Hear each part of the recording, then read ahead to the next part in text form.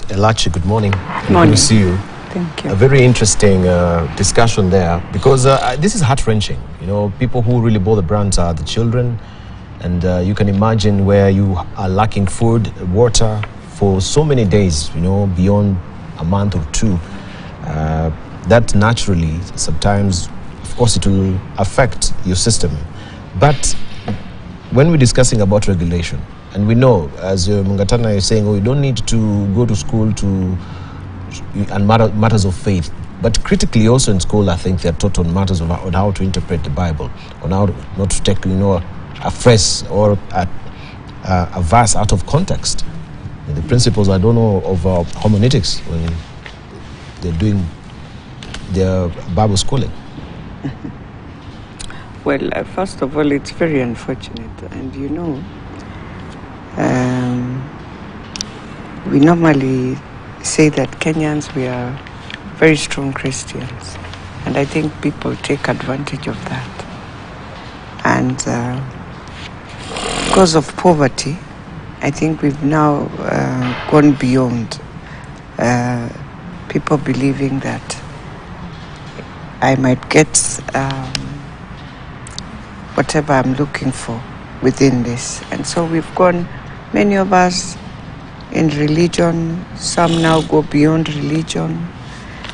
For this one of Kilifi is a very sad story, because now this one is, whether there is poverty, you have decided you want to go to heaven, so you are fasting to go to Jesus. It is absolutely very sad how, and I know it's because people have gone through a lot, and so you realize, is this the best way? But then, where are the chiefs at that time? The whole administration. And you know, the chief is right there. And he can't just be a whistleblower to just tell government, look, something is happening here and we need to see. What if the chief himself was also... That's what I'm wondering. Is the chief part of the process of fasting to go to heaven? And anyway, in all this, I will agree with Senator that we have to go back to the regulations. And the church, the religious fraternity, has to agree to regularize its own fraternity, unless you want now government to come in, unless you want parliament to come in, which I think it is time we come in, because they have been unable. Yeah, we gave them, that time, I remember Kibaki gave them a very good opportunity. And so this politics of shying away, it was not about shying away. We just need to sit on the table and have regulations. The other day you saw in Bungoma, they call him Jesus of whatever. Tongere. We are joking. We are absolutely just... Jesus of Tongere. We have Pastor John Pesa in Kisumu as well. It is joking with the religion, and especially just a mockery to God. It's wrong.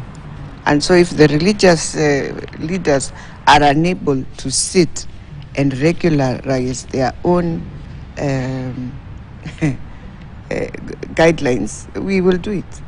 In fact, as we are going to just do it, it's serious, because it is wrong the way now we have decided to take advantage. And even we just have to have regulations.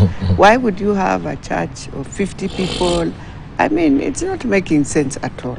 Because a church is like, okay, 50 is okay, because we normally say it's a communal of 2 or 3.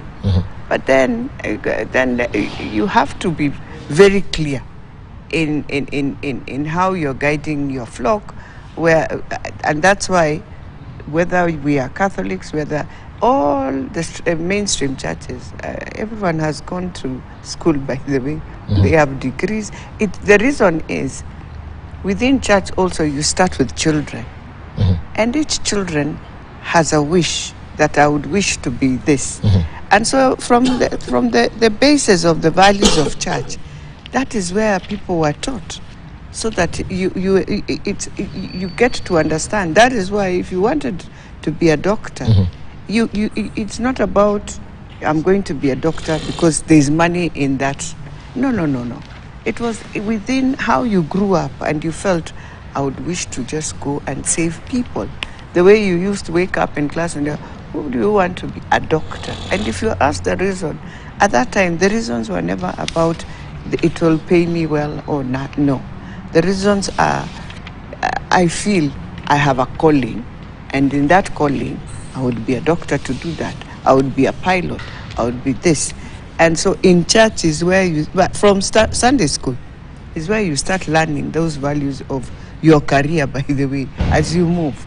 And you learn from the Bible, and that is why even Muslims, when they are with their Quran, you will see, as they go madrasa, they are learning.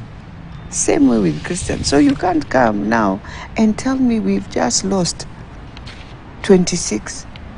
We have saved 17 who are malnourished because they were... As you fast, there is a meaning of fasting. You fasted for a purpose. Jesus did not just fast. And so when you tell people you are fasting to go and see Jesus, definitely you will not see him. Right. Definitely you'll be more angry than what you're thinking you're doing is right. Okay. But because of lack of that knowledge, we take advantage. And especially in the rural areas, I think we have to look at also what are we believing in. Because I think we've gone beyond even what now we are believing in. I agree. Well, we take a short break. When we circle back, because you mentioned that almost 80% of Kenyans, we claim to be Christians. Yeah. So 80% of Kenyans, we claim to be Christians. Are we 80% illiterate Christians? But you're not Bible literate? Because even if we skim through the Bible and you read all about fasting, how will Jesus come to you? Will you fast to go to Jesus, or Jesus himself promised that he'll break through the blues to come to you?